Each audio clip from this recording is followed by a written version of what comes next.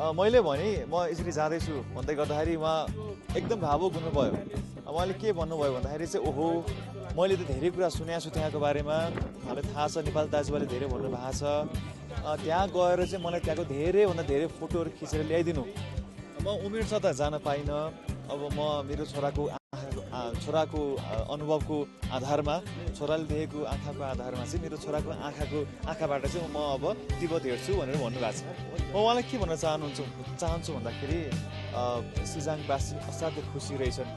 तपाईँले देख्नु भएको त्यो बेलाको सुन्नु भएको तिब्बतको र अहिलेको तिब्बतमा धेरै आकाश पातलको फरक भइसकेको रहेछ।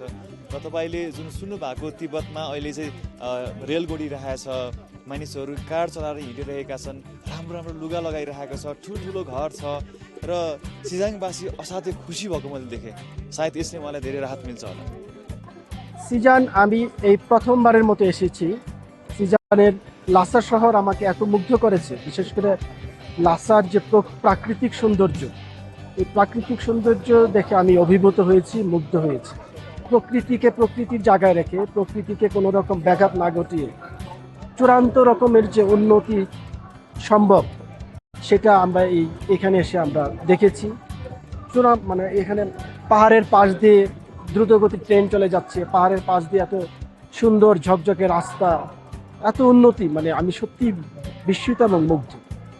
China, has very speedy modernization and developmental stories, and I think the whole globe should learn from China's evolution and the development procedure. And I think media has a very important role to share with, and media is doing. I am doing in Hindi Khabar. Our Hindi Khabar channel is doing.